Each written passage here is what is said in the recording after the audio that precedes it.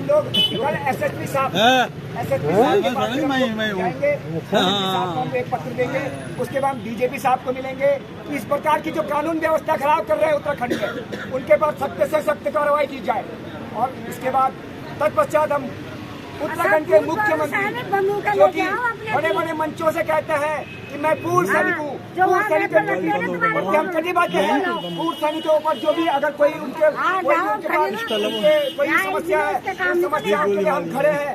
लेकिन आज हर एक जगह आप कहीं लीजिए उत्तराखंड में पूर्व सैनिकों के ऊपर चाहिए, आप जमीन संबंधी मामलों के लिए भूमि जो घोटाले हो रहे हैं उन संबंधी मामलों या आप मारपीट के मामले ले लीजिए, उनमें सबसे सब जगह पूर्व सैनिकों को, फौजियों को, वीर नारियों को और सैनिक परिवारों को ही टारगेट बनाया जा रहा है। तो इसलिए गौरव सेनानी एसोसिएशन इसकी लड़ाई हमेशा लड़ता रहा है और लड़ता रहेगा।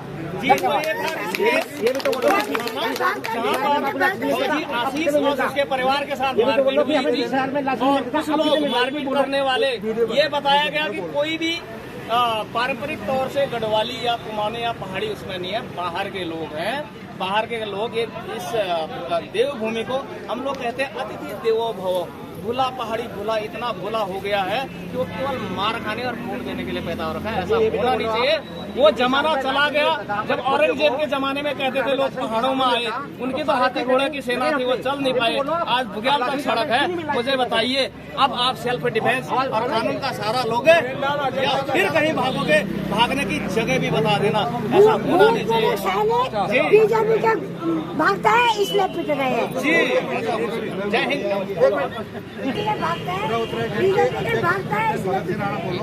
और आज जो हमें जो सूचना मिली, आज सुबह हमें पता लगा कि इस तरह से जो है रावत परिवार से उनके पड़ोसी ने, तो हमने तुरंत जो है गौरव सेनानी द्वारा जो मैसेज दिया गया था, तो महावीर राणा जी ने जो आपको बताया, उसके आगे मैं एक शब्द और बोलना चाहता हूँ कि हम भी जो है संगठन को इकट्ठे और जो सैनिक के साथ हुआ या किसी के साथ भी हुआ, जो आर्थिक व्यवस्था है इसको खराब न करके आगे इस पर तुरंत कार्रवाई हो। और हम ये क्षमता रखते हैं कि अगर हम एक जो है राज्यपाल महोदय और महामहिम जो है राष्ट्रपति को भी हम जो है वो देंगे। आपने संज्ञान लिया, इस पे दबाव बनाया और ये रिसीव किया आपने।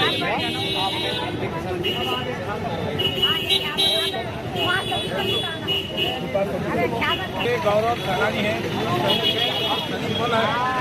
और सेवारत जी है, लेकिन अफसोस है कि यहाँ पर एक तगड़ा मजबूत और संगठन नहीं है। और आज इस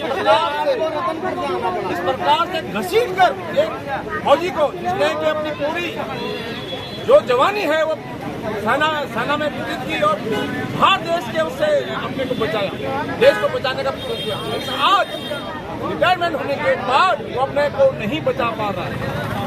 ये दुर्भाग्य है हमारा प्रदेश का।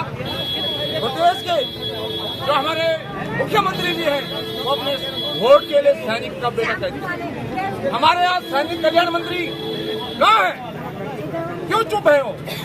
और आज माननीय हमारे जो राज्यपाल प्रदेश के हैं वो भी एक सैनिक से आते हैं। कहाँ है वो? चुप क्यों है वो?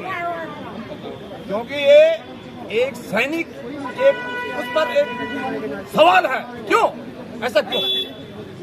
इसलिए मैं खासकर यहाँ की जो हमारे पूर्व सैनिक है, अर्धसैनिक बल है और जो भी सेवारत सैनिक के वीर नारे हैं, यहाँ पर एक संगठन बनाए और अपने को सुरक्षित रहने के लिए उतरे। क्योंकि हमारा जो सैनिक है वो किसी संगठन के साथ जुड़ना नहीं चाहता है। ये सबसे बड़ी कमी हमारी है।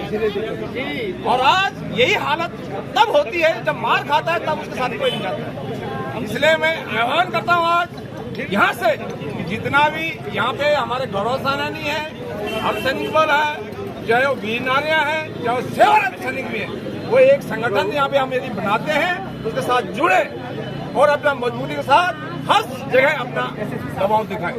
धन्यवाद। जय हिंद, जय भारत। सबसे पहले वैसा मैं अपना परिचय दे दूँ कि मैं एक पूर्व सैनिक हूँ, पार्षद में बाद में हुआ और एक पूर्व सैनिक होने के नाते जब एक हमारे क्षेत्र में एक घटना हुई, मेरे एक पूर्व सैनिक भाई के साथ जिन लोगों ने ये कृत्य किया हमारा ऋषिकेश के पूरे संगठन के लोग, हमारे बलवंत सिंह नागर जी, तमाम लोग यहाँ पर आए और हमने यहाँ पे थाना प्रभारी को ज्ञापन दिया और उसके खिलाफ संगीन धाराओं पे मैं कोतवाल साहब का धन्यवाद करना चाहता हूँ कि उन्होंने तत्वी कार्य करके उनको गिरफ्तार किया और उन्हें संगीन धाराएं लगाई। और मैं आप गौरव सेनानी जो हमारे देहरादून से आ रखे यह है सैनिक एकता।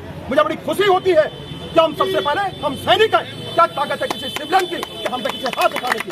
हमने अपना बचपन अपना ये कोई सेना के अंदर दिया और एक अपने गुंडागिर्दी कुछ आदमी उन्हें घर से घुसकर वो सैनिक को बाहर खींचते हैं तो हमारा जमीन मर जाता है। कल हमारा खून खोल गया तो दिखा नहीं हमको, तो पुलिस ने उसे अरेस्ट कर दिया। इसलिए मैं गौरव सेनानी के देहरादून चार के आपका धन्यवाद करना चाहता हूँ। आपको नहीं लगता कि आसपास कोई सैनिक बबुल है तो उस आसपास उसके गांव के मुल्क के पड़ोसी भाई बंद सैनिक कोई नहीं रहे, किसी का जमीन यही चीज तो मैं कहना चाह रहा हूँ कि हम सबसे पहले सैनिक हैं। सैनिक का जमीन और स्वाभिमान और सम्मान हम अपने नाम नमक और निशान के लिए रखते हैं। हम अपने देश के लिए अपने हमारे बहुत सारे जवान शहीद हो जाते हैं। इस प्रकार जब अपनी देश सेवा करने के बाद हमारा सैनिक घर में आता है और इस प्रकार कुछ गुंडों के द्वारा उसके साथ बदतमीजी की जाती है, हम उसको छोड़ेंगे। मैंने पहले कहा कि हमारा उस सैनिक अगर उसे कुछ हो जाता है तो हम उसके परिवार उनको जिसने ये हरकत करी छोड़ेंगे नहीं। पूरा गौरव सेनानी चाहे देहरादून से लेकर चाहे वो रायवाला से लेकर चाहे ऋषिकेश से लेकर हम उसके ईंट से ईंट बजा देंगे। कि हम उसको चैलेंज करते हैं अगर लड़ना है और एक फौजी से टक्कर के दिखा।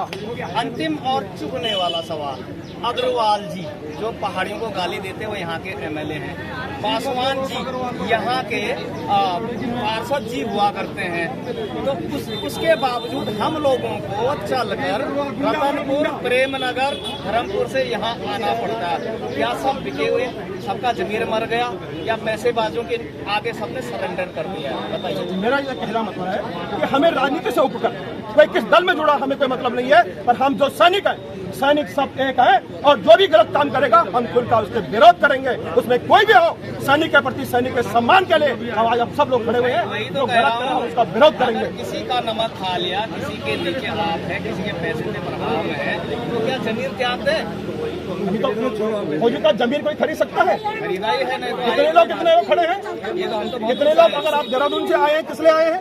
इतने सैनिक आज हम इकट्ठे हुए हैं हजारों के संदेश देंगे। यहाँ भी हमारा सबको संदेश है जितने सैनिक भाई आप दल राजनीति से ऊपर उठकर आप किसी भी दल में हो सकते हैं, तो किसी भी दल में रहिए, पर जब सैनिक कहीं भी रह सकता है, रहना चाहिए।